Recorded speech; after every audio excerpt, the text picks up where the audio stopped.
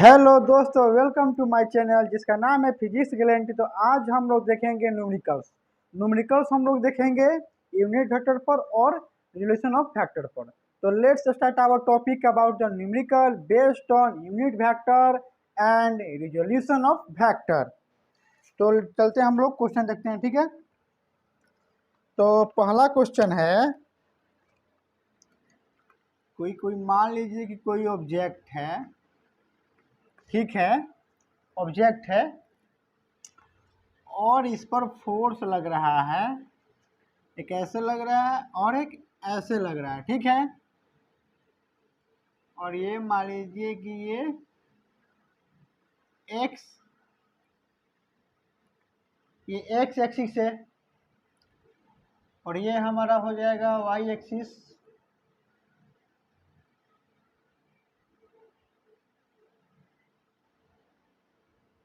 दिखाई नहीं दे रहा है, इसको मैं रफ कर रहा हूँ, ऐसे दिखाई नहीं दे रहा है। देखिए, एक ऑब्जेक्ट है मेरा, इस पर एक फोर्स ऐसे लग रहा है, इस पर एक फोर्स ऐसे लग रहा है, एक फोर्स ऐसे लग रहा है, ठीक है। और ये हमारा हो गया एक्स एक्सिस।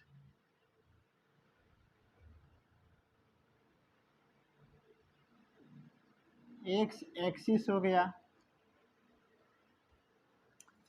ये एंगल जो है वह 37 डिग्री है और ये एंगल जो है वह 50 डिग्री है, ठीक है। 50 डिग्री और 37 डिग्री। इसको मैं मान लेता हूँ F1 और ये हमारा हो गया F2, ठीक। और ये हमारा हो गया Y axis.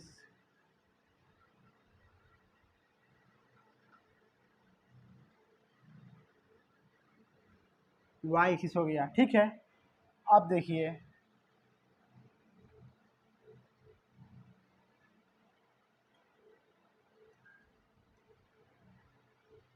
Negative Y axis, ठीक है। अब देखिए, अब बोल रहा है कि फोर्स का जो कंपोनेंट है वो हम लोग को निकालना है, ठीक है। तो देखिए क्या होता है, फोर्स का कंपोनेंट निकालने के लिए अब देखिए, पहले आप फोर्स वन को देखिए, तो ये एक्स एक्सिस और वाई एक्सिस। तो एक हमारा कंपोनेंट आ जाएगा, दूसरा मैं ले लेता हूँ। एक कंपोनेंट हमारा इसका आएगा एक्स के अलोंग और एक आएगा वाई के अलोंग, किसका, F1 का। एक बात और ध्यान रखिएगा, जब भी हम मान लीजिए इसको एक्स के अलोंग ले लेते हैं या वाई के अलोंग लेते हैं, मतलब पहले मान लीजिए हम लोग किसी फोर्स को F1 को एक वाई के अलोंग ले लिए, तो जो दूसरा फोर्स जो हम लोग कंपोनेंट तोड़ेंगे वह हमेशा एक्स के परपेंडिकुलर होगा, हमेशा परपेंडिकुलर होगा। या अगर मान लीजिए मैंने y के अलोंग ले लिया F1 को पहले मान लीजिए, तो जो x का जो कंपोनेंट जो हम लोग लेंगे तो वह जो होगा वह y के परपेंडिकुलर होगा। मतलब एक दूसरे के दोनों जो फोर्स होते हैं, कंपोनेंट जो होते हैं, वो एक दूसरे के परपेंडिकुलर होते हैं, ठीक है ना। तो मैंने ले लिया, तो 37 जो है वह x के साथ इसका एंगल है, तो ये हमारा cos थीटा बनाएगा। ये हो जाएगा F1 मान लीजिए दिया है 5 न्यूटन। क्वेश्चन में मान लीजिए, मैं आसान कर दे रहा हूँ। मान लीजिए ये दिया है 5 न्यूटन और ये दिया है 10 न्यूटन, मान लीजिए, ठीक है। 5 न्यूटन और 10 न्यूटन, ठीक। तो F1 जो है, तो F1 क्या होगा, F1 cos 37 होगा, F1 cos 37 होगा ना, क्योंकि एस के साथ ही F1 जो है वह एस के साथ एंगल बना रहा है। तो मैंने बताया था पर इसके पिछले वाले लेक्चर में कि जो एस के साथ जो एंगल बनाएगा उसको cos लेना है और जो ऊपर वाला जो एंगल नहीं बनाएगा उसको साइन लेना है। और ये हो जाएगा F1 sin 37 हो गया। अब तोड़ रहा है हमको F2 को, तो F2 भी देखिए क्या कर रहा है, एक्स के साथ एंगल बना रहा है। तो इसको मैं ले लेता हूँ, फिर ले लेता हूँ, तो ये हो जाएगा टू कॉस 53, समझ गए? 53 हो जाएगा, 53 हो जाएगा। अब देखिए, अब F2 एक के साथ हो गया, अब परपेंडिकुलर इसका माइनस वाई एक्सिस है, तो ये हो जाएगा साइन हो जाएगा F2 साइन 53, समझ गए लोग? अब देखिए 30 कॉस 37 और साइन 37 का मालूम है कि नहीं है? नहीं मालूम है? फर्स्ट लेक्चर में मैंने सबके लेक्चर दिया था मैंने कि कैसे क्या करना है। मैं फिर से आपको ट्रायंगल दिखा रहा हूँ कैसे लेना है। जैसे मान लीजिए ये हमारा राइट ट्रायंगल हो गया, अगर ये हमारा 30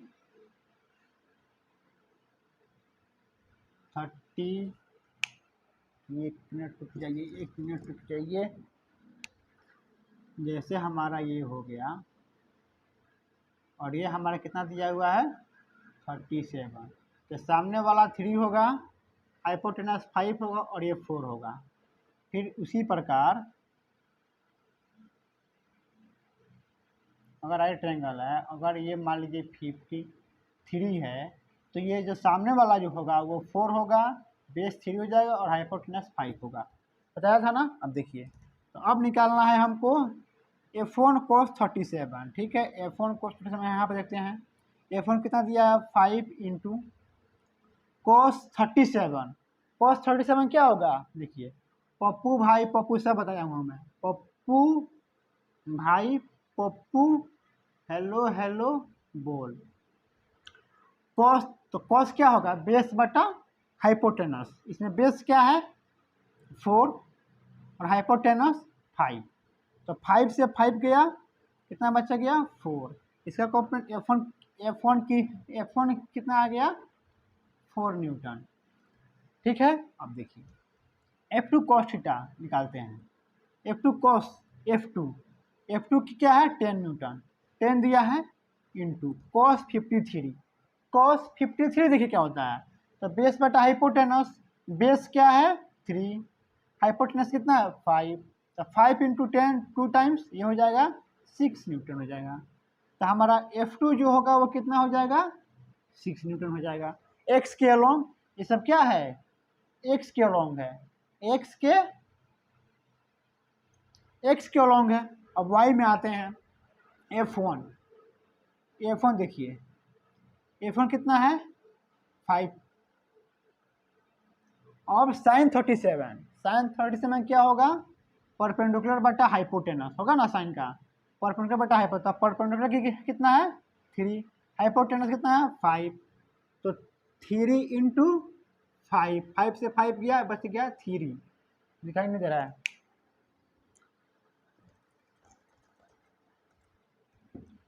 इसको मैं यहाँ पर बनाता हूँ, F1 कितना है 5 और साइन 37 कितना होता है परपेंडिकुलर बटा हाइपोटेनस, तो परपेंडिकुलर कितना है 3, हाइपोटेनस क्या है 5 से 5 गया, कितना बच गया 3 न्यूटन बच गया।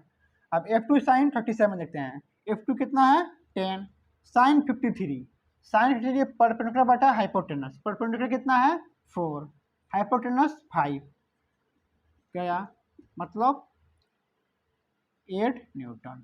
समझ गए लोग? वेक्टर को तोड़ना समझ गए लोग? चलिए ठीक है, इसको मैं रफ कर रहा हूँ, आता हूँ सेकंड नंबर पर।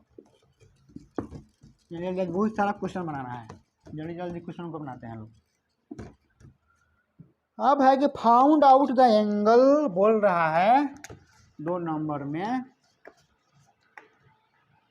Find out the angle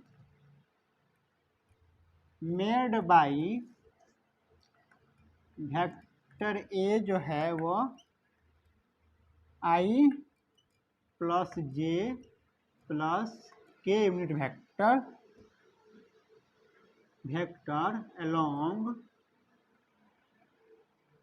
along x y z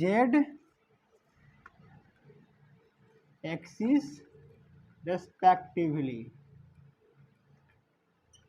बोल रहा है find out the angle along x y z axis respectively. बोल रहा है कि कोई वेक्टर है, जैसे मान लीजिए ये हमारा हो जाएगा, आंसर रखते हैं, ये हमारा हो गया और ये जेड एक्सिस, ठीक है, ये हो गया वाई जे कैप एक्स आई कैप और ये हो जाएगा जेड के कैप। तो पूछ रहा है कि कोई ए वेक्टर है, vector along X Y Z axis, find of the angle made by vector, और A I vector J I unit I cap plus J cap plus K cap, ये सब क्या यूनिट वेक्टर है और इसका resultant क्या है, ए है। तो मान लीजिए रिजल्टेंट यहाँ पर है, तो मैंने बताया था ये सभी जो होते हैं, मान लीजिए इसका ये अल्फ़ा है, ये बीटा है और ये ए के साथ, ये सब अल्फ़ा है बीटा है और ये के साथ गामा है, तो इसी का एंगल को हम लोग को निकालना है। तो मैंने एक फार्मूला बताया था कि मान लीजिए ए कोई वेक्टर है और ये अल्फ़ा के साथ है, तो अगर मान लीजिए एक्स के अलोंग कोई वेक्टर आएगा तो ए कोस अल्फ़ा होगा, वाई के अलोंग जो होगा वो ए कोस बीटा होगा और जेड के जो अलोंग होगा वो हमारा हो जाएगा ए कोस गामा। ये मैंने आपको बताया था। तो इसी के तर्ज पर यहाँ पर निकालना है। तो ए क्या है, मैग्नीट्यूड है ना, है यहाँ पर मैग्नीट्यूड है, तो पहले इसका मैग्नीट्यूड निकालते हैं। ए कोस बीटा मतलब ए क्या है, यहाँ पर मैग्नीट्यूड है, तो पहले मैग्नीट्यूड निकालते हैं। तो मैग्नीट्यूड निकालने का फॉर्मूला मैंने बताया था, I X I square plus Z square plus K square. तो के क्या है, जेड के अलोंग है, जे के अलोंग है, तो के क्या है, जेड के अलोंग है, जेड एक्सिस के अलोंग है, और यूनिट वेक्टर उस पर कैप लगा है तो यूनिट वेक्टर है, और यूनिट वेक्टर का मैग्नीट्यूड कितना होता है, 1 होता है। इसका भी आई का मैग्नीट्यूड भी 1 होता है, जे का भी मैग्नीट्यूड 1 होता है, और आई जो होता है वो एक्स का अलोंग होता है, जेड जो होता है वो जे जो होता है वो वाई का अलोंग होता है, और के जो होता है वो जेड का अलोंग होता है, और सबका मैग्नीट्यूड कितना है, 1 है। इसका हो जाएगा 1 square plus 1 square plus 1 square, कितना हो जाएगा 1 प्लस 1 प्लस 1, मतलब √3 हो जाएगा, मैग्नीट्यूड √3 आ गया। अब पूछ रहा है कि फाइंड द एंगल। हम जैसे मान लीजिए मैं एक्स के अलोंग बता रहा हूँ, तो हमारा एंगल निकालना है, तो क्या हो जाएगा, cos alpha equal to X बट्टा ए। एक्स के अलोंग कितना है, आई कैप है, बाई आई कैप कितना है, 1 है, आई कैप कितना है, आई कैप का मैग्नीट्यूड कितना है, यूनिट मैग्नीट्यूड हमेशा 1 होता है, तो 1/√3 हो जाएगा। उसी प्रकार कॉस बीटा जो होगा वो 1/√3 हो जाएगा। उसी प्रकार कॉस गामा जो होगा वो 1/√3 हो जाएगा। समझ गए कि नहीं समझे, समझ गए। ये मैग्नीट्यूड निकाल लेना है। मैग्नीट्यूड का मैंने फॉर्मूला बताया था आपको कि A X plus B X square plus C Z का स्क्वायर, ये मैग्नीट्यूड का फॉर्मूला था। मैंने इससे पीछे वाले लेक्चर में सब मैंने आपको बताया था। ये फॉर्मूला है। तो ए एक्स का अलोंग कितना है, आई है, तो आई यूनिट वेक्टर है और इसका डायरेक्शन क्या है, एक्स का अलोंग है, तो 1 हो गया, तो 1 मैंने लिखा है, 1 square plus 1 square plus 1 square. ठीक है, समझ गए लोग। चलिए इसको मैं रफ कर रहा हूँ, ठीक है। चलिए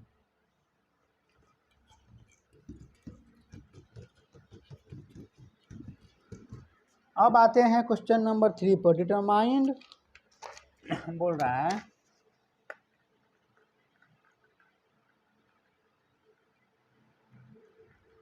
determine that vector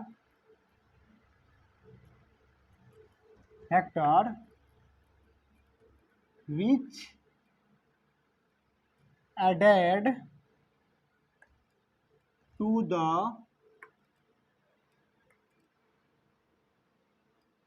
resultant of p factor equal to 2y cap plus 7j cap और -10k cap and q vector I cap plus 2j cap plus 3k cap gives a unit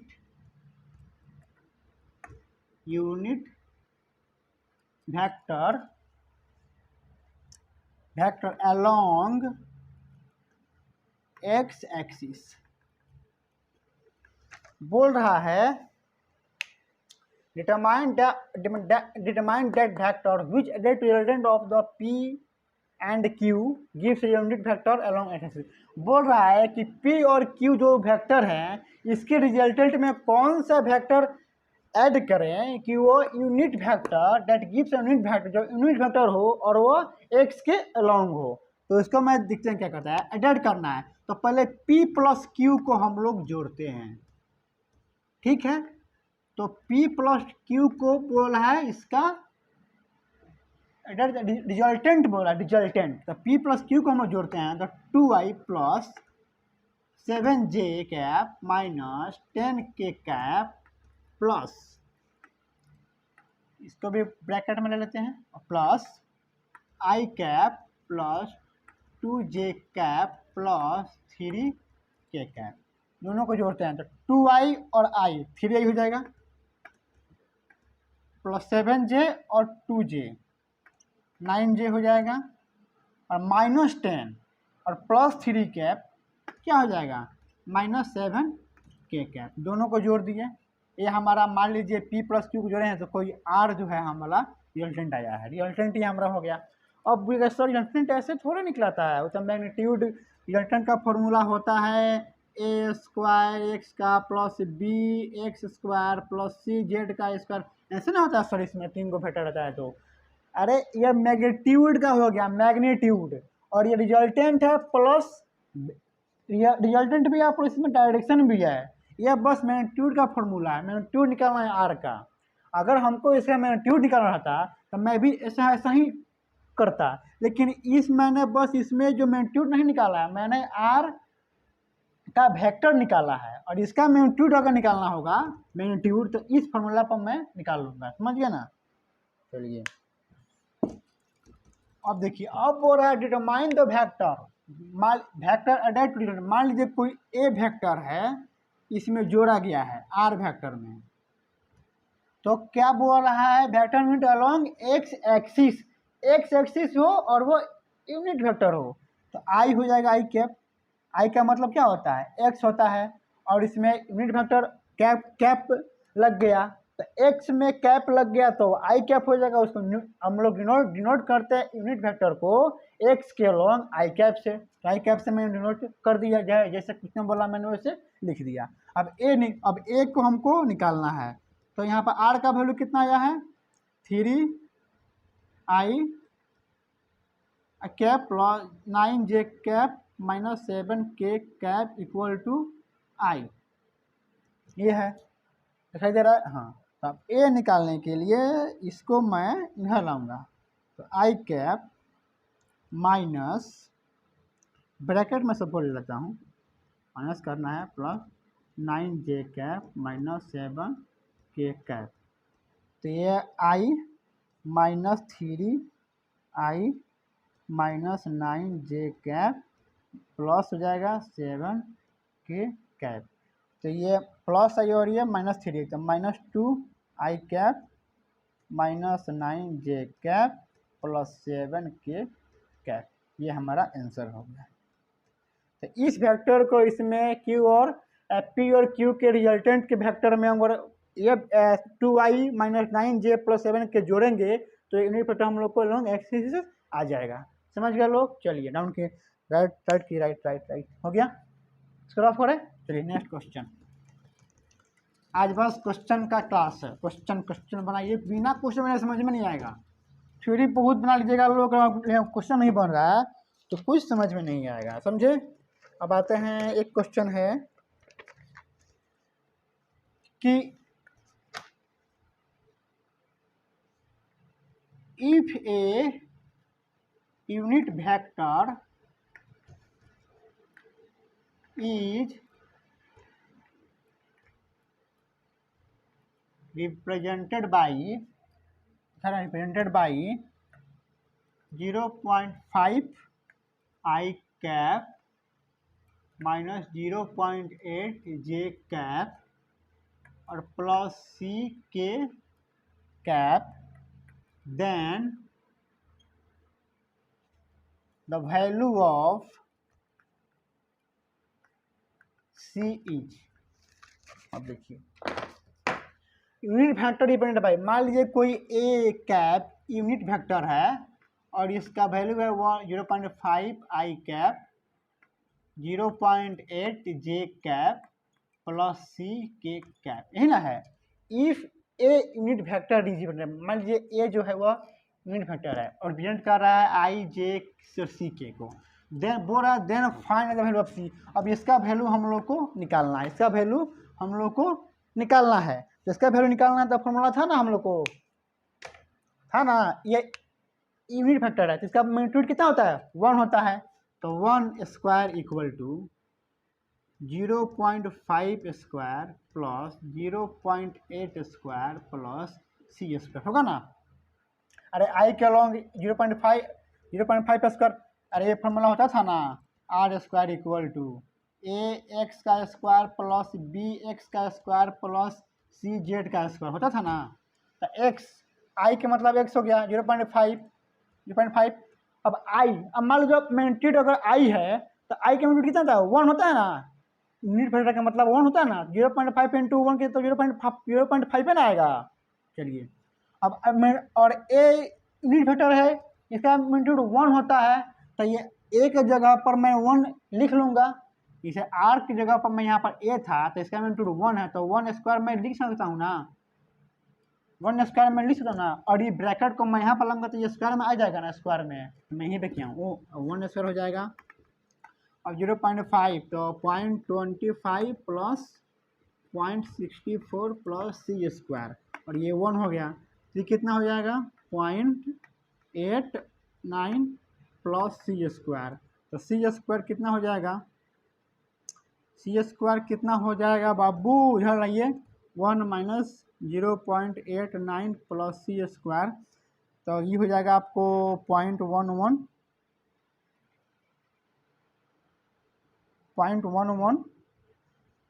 C square. तो सी equal to 0.11 का root square answer. समझ गए लोग, समझे कि समझे, समझ गए लोग ना। ये क्या है, इसका अल्टरनेट निकालना है तो हम लोग ऐसे निकालते थे ना, ऐसे, और इसका स्क्वायर रूट लेते थे। अगर स्क्वायर रूट हमको अगर नहीं चाहिए, अगर हम स्क्वायर रूट में अगर मैं इसको इधर ला दूंगा एलएचएस की तरफ ला दूंगा तो ये स्क्वायर में हो जाएगा। और इसका मैग्नीट्यूड और यूनिट वेक्टर का मैग्नीट्यूड कितना होता है 1 होता है तो 1 का स्क्वायर में लिया हूँ, इस तरह किया हूँ। ये यूनिट वेक्टर है, यहाँ पर यूनिट वेक्टर है तो मैग्नीट्यूड इसका 1 होगा तो इसलिए मैं 1 का स्क्वायर किया हूँ, ठीक है ना। हाँ ड्रॉ कर रहा हूँ। चलिए अब आ जाते हैं question number 5।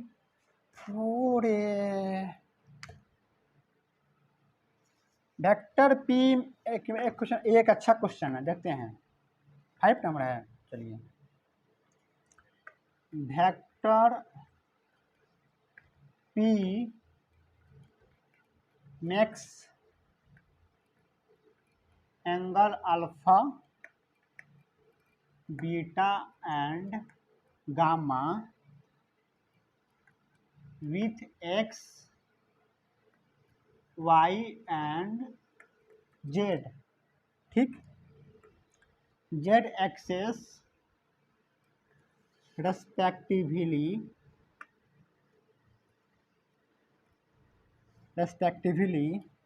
then sin square alpha plus sin square beta plus sin square gamma equal to कितना होगा। ऑप्शन दे दिया है A equal to 0, B equal to 1, C equal to 2 और डी इक्वल टू 4 डालते हैं, ठीक है।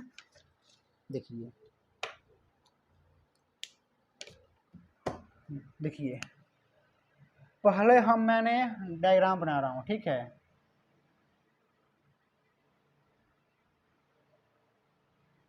ये हमारा वाई एक्सिस हो गया, एक्स एक्सिस, जेड एक्सिस, ठीक है। इसको मैं आई कैप पे लिख सकता हूँ, अरे यार इसको जे कैप, इसको वाई कैप, इससे मतलब नहीं है, बस मैं दिखा रहा हूँ के कैप। ये बोल रहा है कोई वेक्टर है पी मैक्स एंगल, मान लीजिए कि ये वेक्टर है पी, इसके साथ एक्स के साथ क्या बना रहा है अल्फा, वाई के साथ बीटा और जेड के साथ गामा। तो मैंने एक फार्मूला आपको बताया था, अगर एक्स के लॉन्ग अगर निकलना है हम लोग को तो पी कॉस अल्फा, जे के लॉन्ग निकालना है तो Y equal to P cos beta, और जे के लॉन्ग निकालना है तो Z equal to P cos gamma. ये मैंने आपको बताया था। आप देखिए उसी पर क्या करना है, vector P makes an angle, ठीक है। ये हम लोग का तीनों का एक्स का लॉन्ग, वाई का लॉन्ग और जेड का लॉन्ग आ गया। अब हमको मान लीजिए अगर रिजल्टेंट निकालना पड़ेगा, रिजल्टेंट पी का, पी का कॉम्पोनेंट है ना हम लोग लिए हैं, एक्स के लॉन्ग, वाई का लॉन्ग, जेड का लॉन्ग, कॉम्पोनेंट हम लोग ले लिए हैं। अगर चाहेंगे कि उसका रिजल्टेंट का मैग्नीट्यूड निकालने के लिए तो तीनों का स्क्वायर करेंगे ना। जैसे हम लोग आर निकालने के लिए ए एक्स का स्क्वायर प्लस बी एक्स का स्क्वायर प्लस सी जेड का स्क्वायर करते थे लोग, उसी तरह हम लोग एक्स, पहले तो इसका कंपोनेंट के बारे में हमारे मेथड क्या है, मैंने हम लोग कंपोनेंट अल्फा दिया है तो हम लोग सबको कंपोनेंट तोड़कर ला दिए हैं लोग। अगर रिजल्टेंट निकालना है तो सबका फार्मूला पर बेस्ट करेंगे ना, फार्मूला का वैल्यू पर रख कर सबको निकालेंगे। इसी प्रकार पी का है तो पी इक्वल टू, पी का मैग्नीट्यूड निकालना है इक्वल टू रूट अंडर लेंगे, ये एक्स का लॉन्ग क्या है पी कोस अल्फा का स्क्वायर प्लस जे का लॉन्ग क्या है पी कोस बीटा का स्क्वायर प्लस और पी और जेड के लॉन्ग पी कोस गामा का स्क्वायर, यही ना है, ये पी हो गया। अब मैं स्क्वायर रूट इधर ला रहा हूँ, देखिए पी, अब इसका स्क्वायर हो जाएगा P square cos square alpha plus square है P square cos square beta plus P square cos square gamma. सही हुआ। अब पी को मैं क्या कर रहा हूँ कॉमन ले रहा हूँ सब में, पी स्क्वायर तो कोस square alpha plus cos square beta plus cos square gamma.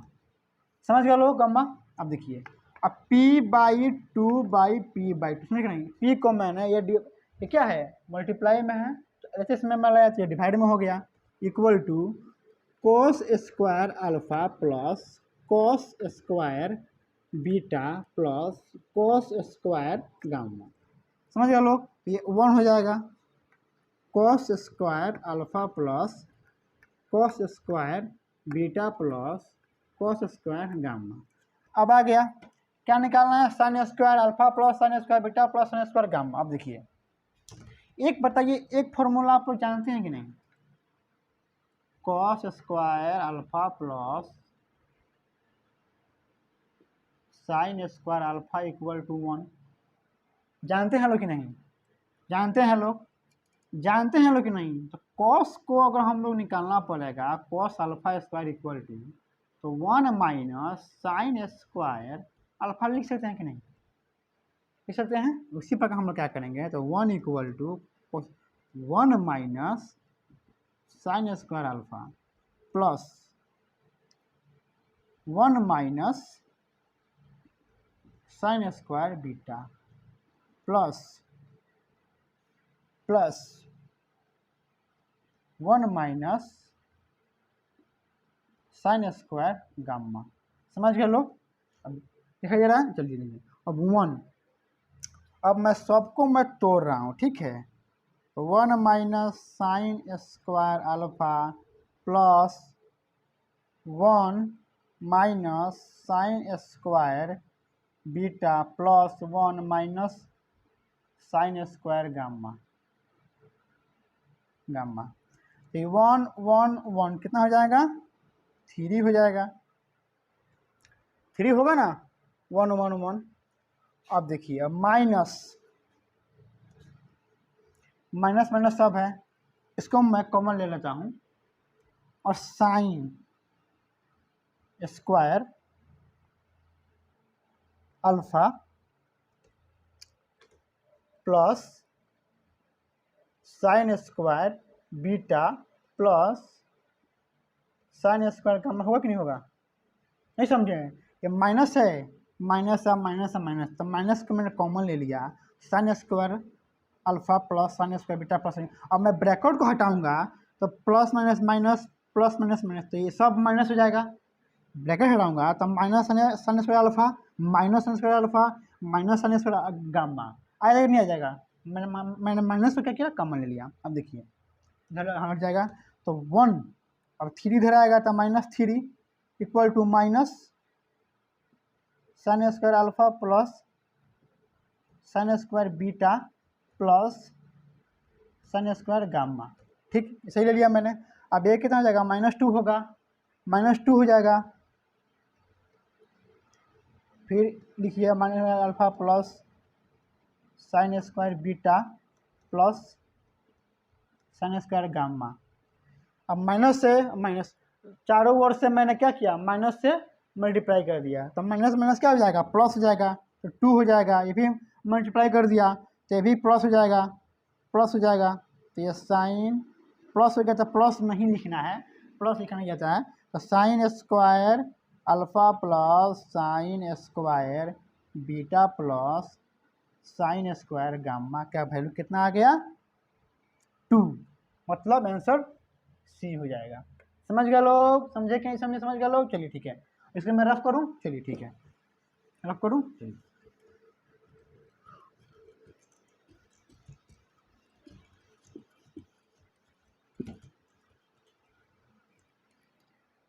अब देखते हैं क्या है। The unit vector along I and Z etch, the unit vector along I cap और जे कैप इच। बोल पूछ रहा है कि द यूनिट वेक्टर अलोंग, देखिए क्या है यूनिट वेक्टर। मैंने यो याद है ना, vector equal to magnitude,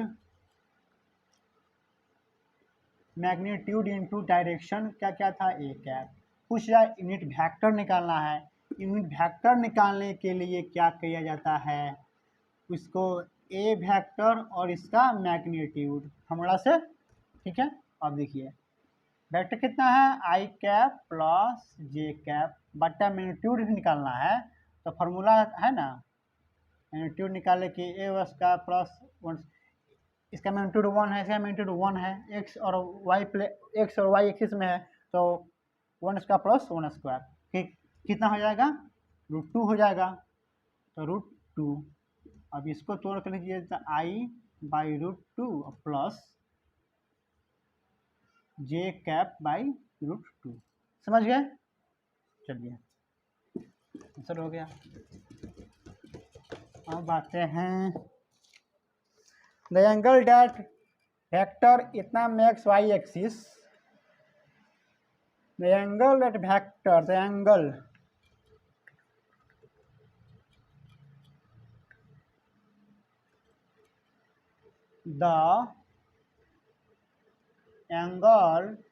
that vector a 2i cap plus 3j cap max with y axis is, option है tan इनवर्स 3/2, बी ऑप्शन है tan इनवर्स 2/3, सी ऑप्शन है साइन इनवर्स 2/3 और डी का answer है कॉस इनवर्स 3/2। आंसर देखते हैं। देखिए बोल रहा है वेक्टर 2y और 3j मैक्स y एक्सिस, ठीक है। देखते हैं, पर इसका ग्राफ बनाते हैं। इसका मैं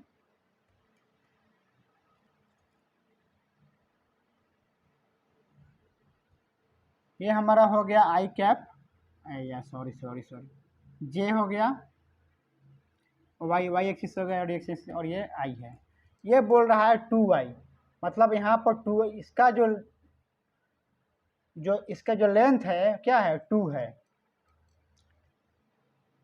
2 है, और इसका जो है वो 3 है, ठीक। और ये कोई वेक्टर है, माने इसी को ना जोड़े हैं हम लोग, मतलब x और y को ना जोड़े हैं। ये जो वेक्टर हमारा a है तो 2i और 3j ना है, दोनों को ना जोड़े हैं हम लोग। तो ये 3 है और 2 है, तब ना जो ये रिजल्टेंट जो आया है हमारा वो 2i प्लस 3j आया है। इसका मैग्नीट्यूड निकालने के लिए फॉर्मूला यूज करते हैं, दोनों को जोड़े हैं तब ना ये रिजल्टेंट आया है इतना। आ गया। अब पूछ रहा है कि the angle that vector A makes with Y axis, Y axis के साथ ये ए का जो कितना एंगल आएगा। तो मैंने आपको बताया था, इसको यहाँ से मान लीजिए परपेंडिकुलर ड्रॉ कर लेते हैं। ये 90 हो गया परपेंडिकुलर, ये हमारा हाइपोटेनस है और ये परपेंडिकुलर है। तो पप्पू भाई पप्पू हेलो हेलो बोल था, साइन और कितना है, देखिए ये हमारा परपेंडिकुलर है और ये 3 और 2 है। तो इस वेक्टर को मैं अगर शिफ्ट करूंगा तो यहाँ पर आ जाएगा, आया था ना, मुझे शिफ्ट करना है पैरेलली, तो ये भी 2 हो जाएगा। तो हमारा बेस दिया है और परपेंडिकुलर भी है, परपेंडिकुलर है। देखिए इसमें परपेंडिकुलर है, इसमें हाइपोटेनस है नहीं है, इसमें बेस है, इसमें हाइपोटेनस है, लेकिन यहाँ इसमें परपेंडिकुलर भी है और बेस भी है। तो 10 का फॉर्मूला लग जाएगा 10, इसमें मैं मान लीजिए अल्फा मान लिया हूँ, 10 अल्फा इक्वल टू p/b। तो p कितना है 2 और बेस कितना है 3, तो 10 अल्फा हो जाएगा 2/3। तो अल्फा इक्वल टू 10 इनवर्स 2/3। 2/3 कौन है, 10 इनवर्स 2/3, ये आंसर बी हो जाएगा। समझ गया लोग, चलिए रफ करते हैं इसको।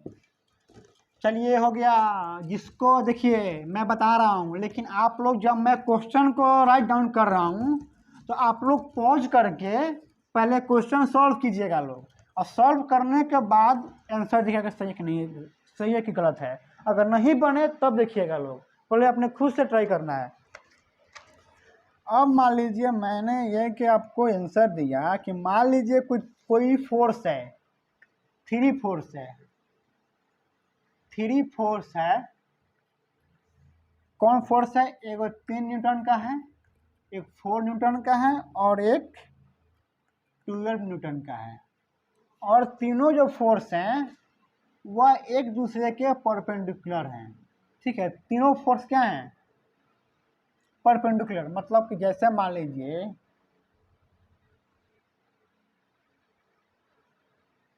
ये हमारा मान लीजिए 3n, ये 4n और ये 12n हो जाएगा। ये हमारा आ गया y axis, x axis, z axis. ये हमारा 4 न्यूटन का मतलब 4i कैप हो जाएगा, 3 का मतलब 3, ये j कैप हो जाएगा, ये 3i कैप हो जाएगा, और ये 12 के कैप हो जाएगा। बड़ा तीनों एक दूसरे का परपेंडिकुलर है। तो पूछा इसका रिजल्टेंट निकालिए, तो रिजल्टेंट निकालने का फॉर्मूला था ना, स्क्वायर रूट ए का स्क्वायर प्लस बी वाई का स्क्वायर प्लस सी जेड का स्क्वायर। तो ये तो ए कितना दिया है, ए का मतलब क्या हो गया, एक्स में क्या है 3 है, 3 स्क्वायर प्लस वाई में कितना है 4 है, 4 स्क्वायर प्लस, और जेड में कितना है 12 है। तो 9 प्लस 16 प्लस 144, ये हो जाएगा 169। 169 का सर्कल कितना हो जाएगा 13 न्यूटन, मतलब न्यूटन जो होगा वो 13 न्यूटन। समझ गए।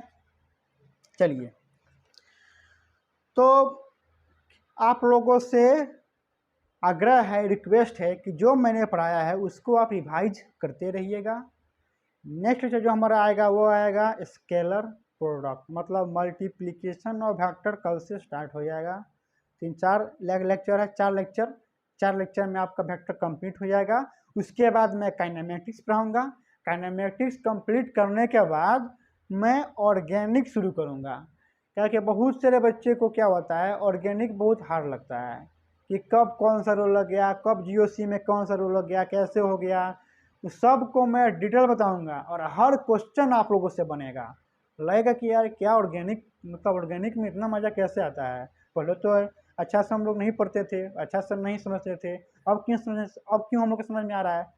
तो सभी का आंसर जब मैं ऑर्गेनिक पढ़ाऊँगा तो बहुत अच्छा से मैं पढ़ाई होगा। पहले ऑर्गेनिक में मैं पढ़ाऊँगा नोमेनक्लेचर, आइसोमेरिज्म, उसके बाद आपका जीओसी शुरू हो जाएगा। तो जो भी बच्चे हैं मेरा लेक्चर को देखिए, मेरा लेक्चर जो है, जो बच्चा अगर लेक्चर 1 से लेकर और आज तक जो पढ़ाया हूँ अगर वो लेक्चर अभी तक जो अगर देखेगा उसको टोटल समझ में आएगा। ऐसा नहीं है। अब देखिए बहुत बच्चा होता है कि मान लीजिए कि लेक्चर 2 नहीं देखा, वो 1-2 नहीं देखा, वो 3 आकर देखने लगा, तो उसको समझ में नहीं आएगा। क्योंकि जो बेस होता है, पहले बेस अपना मजबूत करना चाहिए, तब ना हाइट पर चढ़िएगा। अगर बेस अगर स्ट्रॉन्ग है नहीं, अगर हाइट पर आप गए तो हाइट से आप गिर जाइएगा।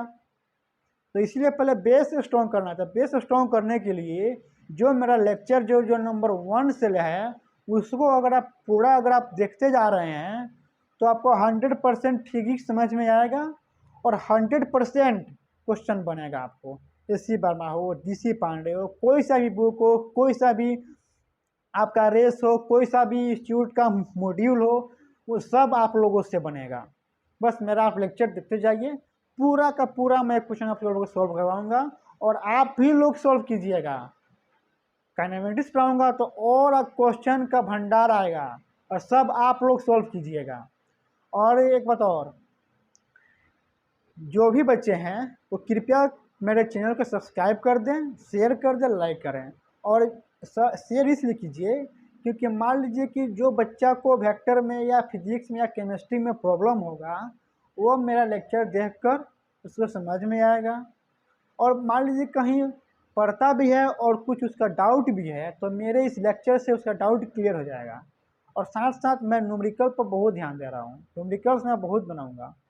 क्योंकि थ्योरी भले आप पूरा समझ लीजिएगा, लेकिन अगर आप लोगों से क्वेश्चन नहीं बन रहा है तो थ्योरी कोई काम का नहीं है। थ्योरी और क्वेश्चन में बहुत अंतर होता है। थ्योरी आप 100% समझ लीजिएगा, लेकिन अगर आप एप्लीकेशन का टाइम आएगा, मतलब क्वेश्चन में अगर उसका यूज आएगा तो उससे यूज नहीं हो पाएगा।